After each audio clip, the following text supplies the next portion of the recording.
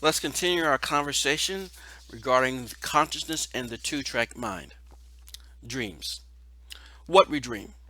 Well, 8 out of 10 dreams contain at least one negative event or emotion, such as falling away, falling in some way, being attacked or pursued, experiencing some form of misfortune, or sexual content. Well, sexual content is not a majority of what we focus on or the topics of our dreams. Only 1 in 10 dreams for men contain sexual content and 1 in 30 for women. More common are going to be dealing things with trauma, music, nonverbal sense use, and media experiences, movies or TVs or books that we've read. These are things that we will dream about. Okay, now the other thing that I want to talk about real quickly here is sleep across the lifespan. When we talk about sleep and dreaming, we can see that it does changes as we age. In infancy, most of the time we have will be spent sleeping, and most of the sleep will involve dreaming. So dreaming is a major part of an infant's life.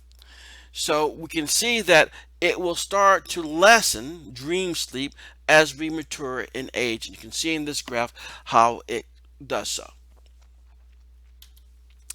So why is it that we dream?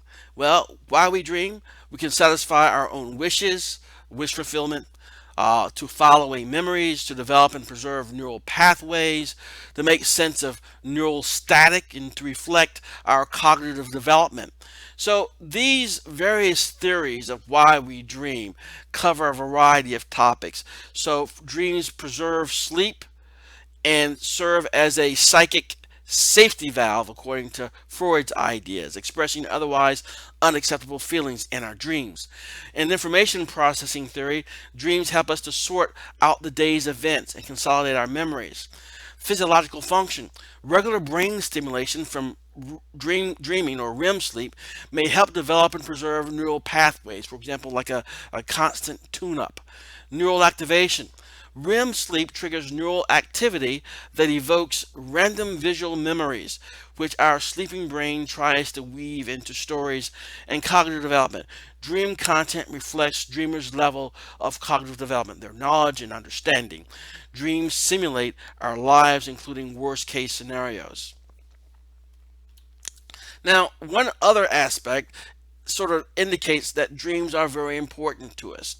So when we deprive people of dreams or deprive them of what we call REM sleep, rapid eye movement sleep, associated with dreaming, by repeatedly awakening them as they start to enter into REM sleep, people return more and more quickly to the REM state of sleep.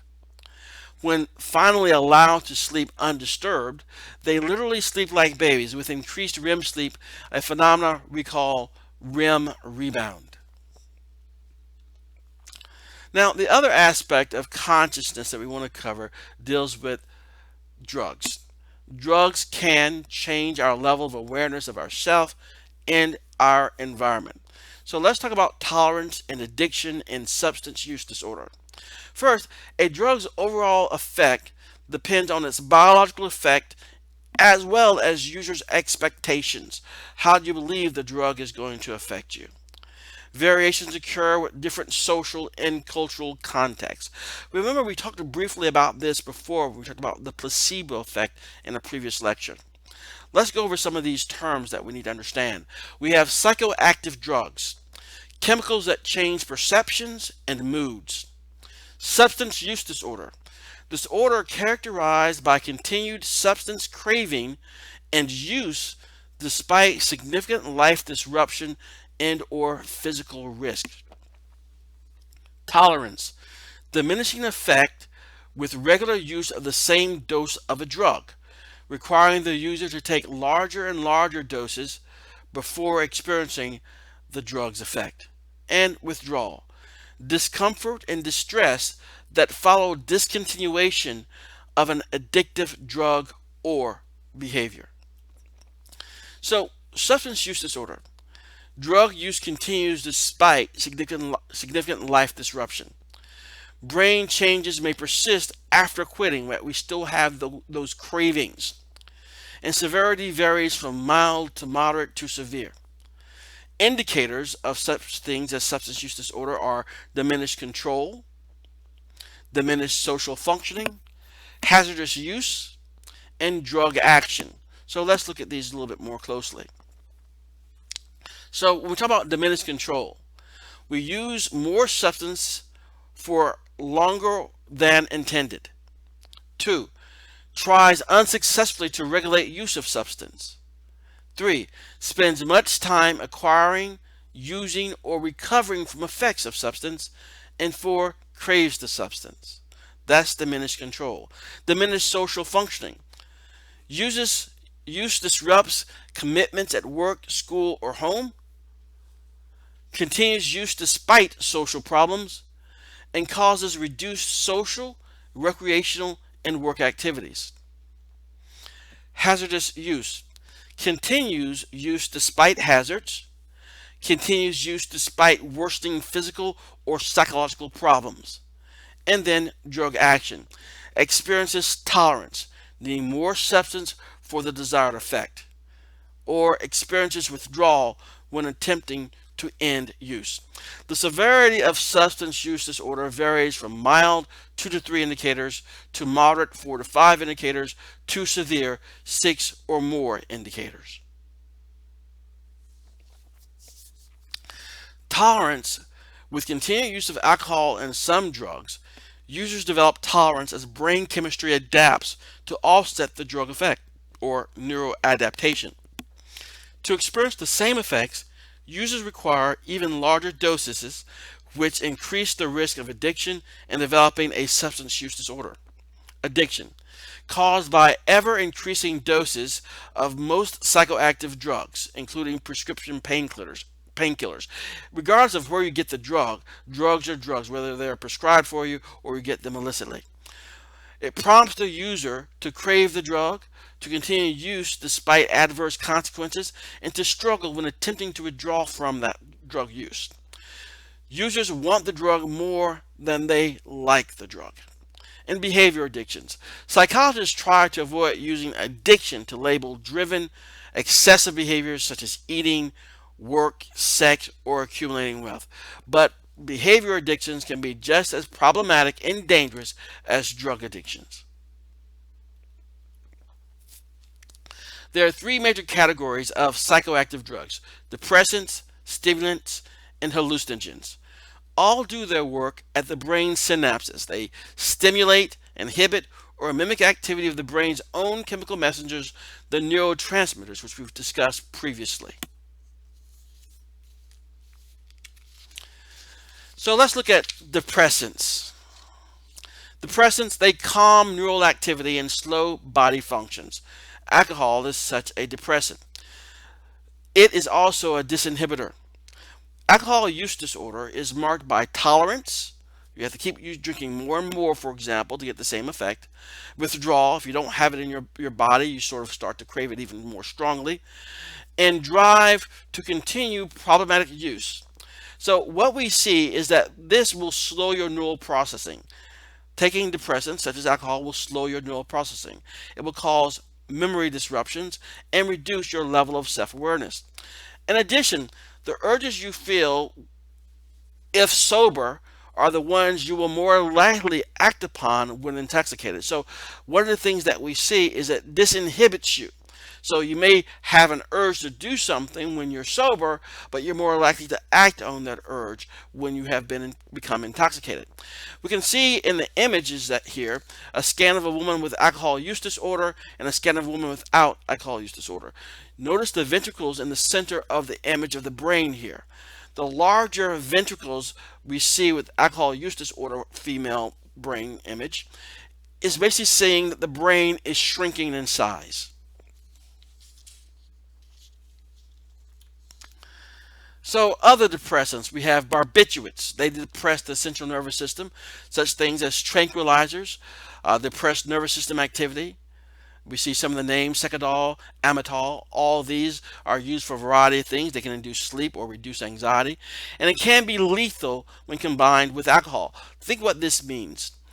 If you already have alcohol in your system and it's already slowing your body down, and on top of that you take something like barbiturates, which also further slows your body down, you can slow your body down to such a level that it just basically turns off.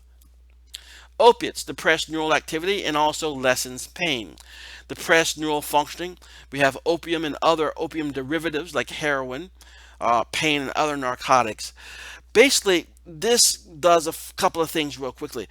It can lessen pain, and that's why it's prescribed as a pain medicine, but also it can stop the production of endorphin, your naturally occurring uh, pain management neurotransmitter in your body. Stimulants. They excite neural activity and speed up body functions. A rise in energy and self-confidence is usually the example. Nicotine.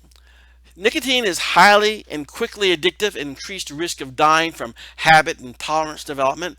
We see it in cigarettes, cigars, tobacco, pipe, snuff, e-cigarettes even. Smoking correlates with higher rates of depression, chronic disabilities, and divorce. Withdrawal related to acute cravings as well as often relapsing. One of the toughest things I'm told to really try to quit doing is trying to quit smoking. And obviously the active ingredient there is trying to get away from the nicotine. There are a lot of physiological effects of nicotine. Nicotine does have a major impact on the body, and it has it somewhat immediately. That's why it becomes very, very addictive. Well, it arouses the brain to a state of increased alertness, one of the reasons why people smoke. It increases heart rate and blood pressure, which can cause us, some problems long term. At high levels, it relaxes muscles and triggers the release of neurotransmitters that may reduce stress. So we see increased alertness and reduction of stress. It reduces circulation in extremities, which can lead to amputations at time, and it suppresses appetite for carbohydrates. So we can see some of the reasons why people do continue to smoke, with the increased alertness, reduction of stress, losing weight because it reduces our cravings for carbohydrates and things of that nature. But it does have some major negative side effects as well.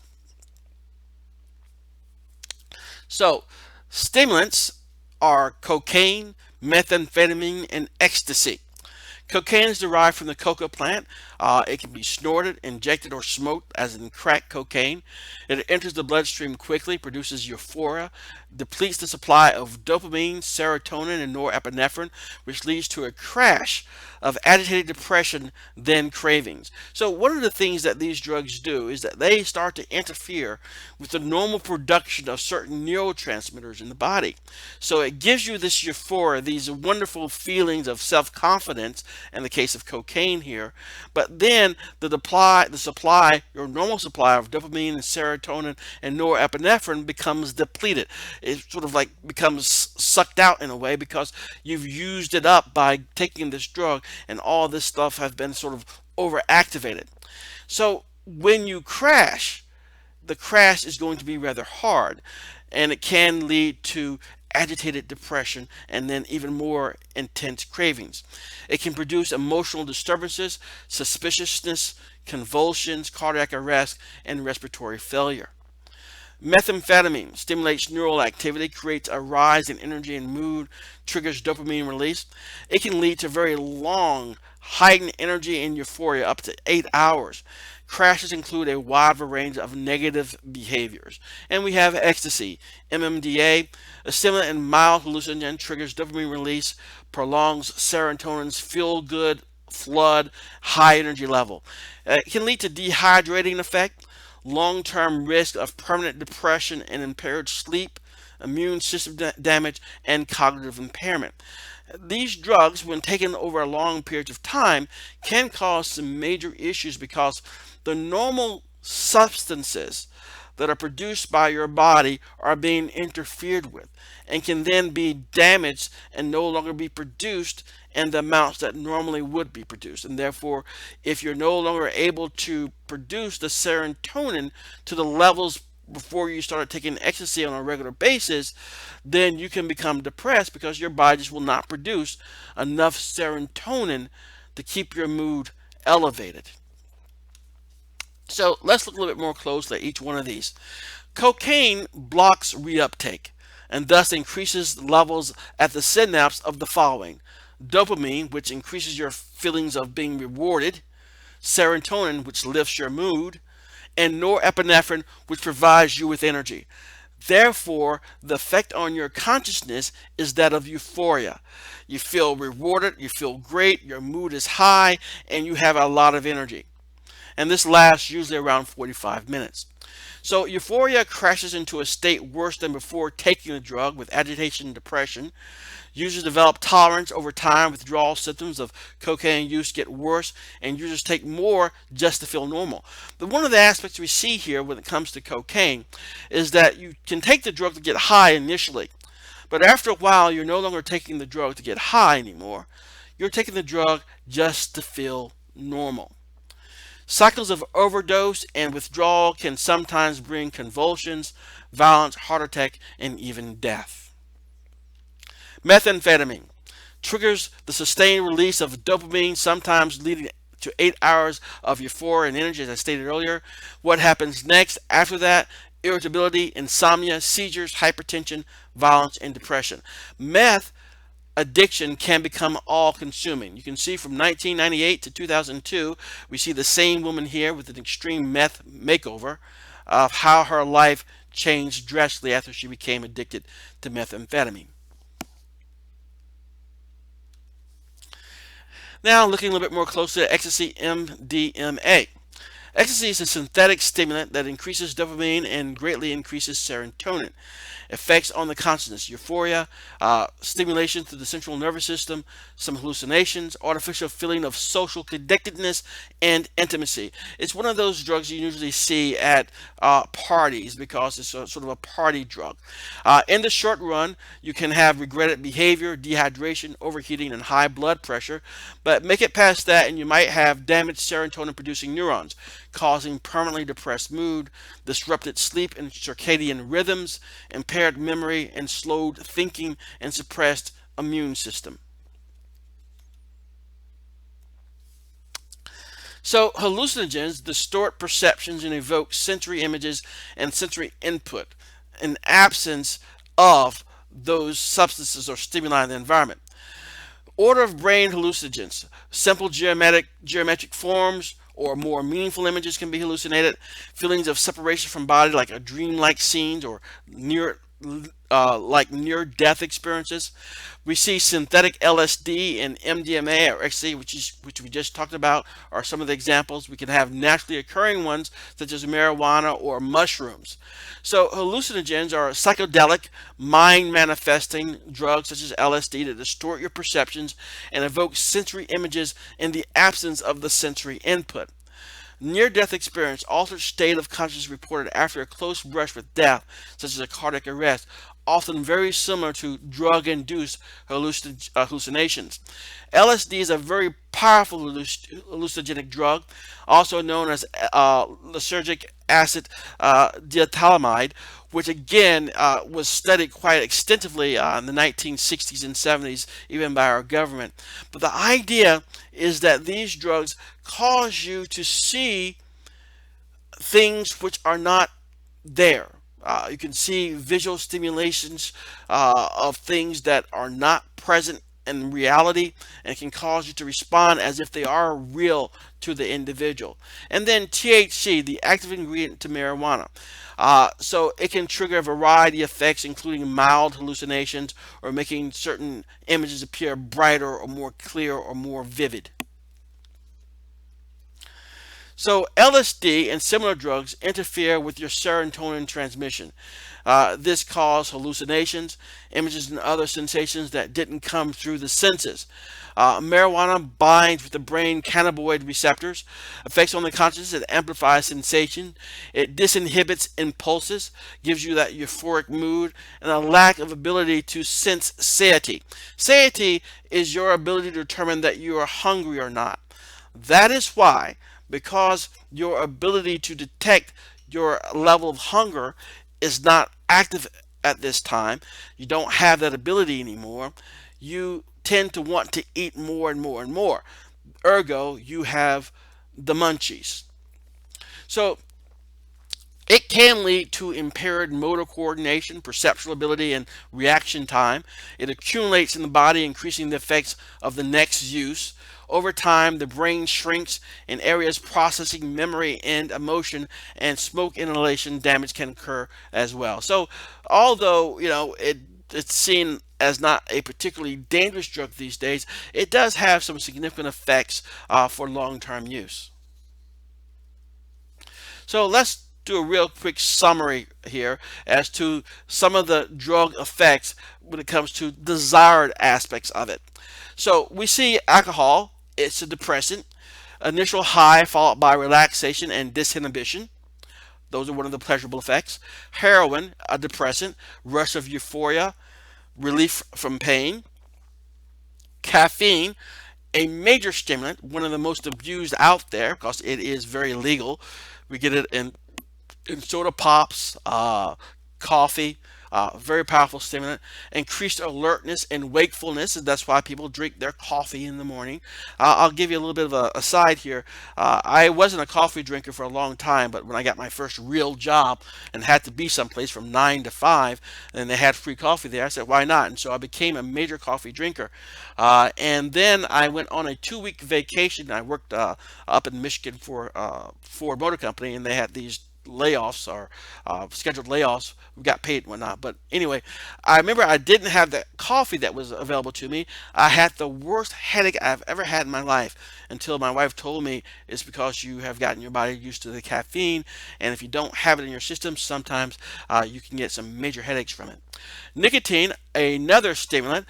The pleasurable effects are arousal and relaxation, a sense of well-being. Cocaine, we've talked about that already, a stimulant, rush of euphoria, confidence and energy. Methamphetamine, a stimulant, euphoria, alertness and energy as well. Ecstasy, LSD, and marijuana, which we just basically just talked about. But along with these desired effects, there are quite a few undesired effects or aversive effects as well. Alcohol, of course, impaired reactions, depression, memory loss, organ damage. Heroin, depressed physiology, agonizing withdrawal.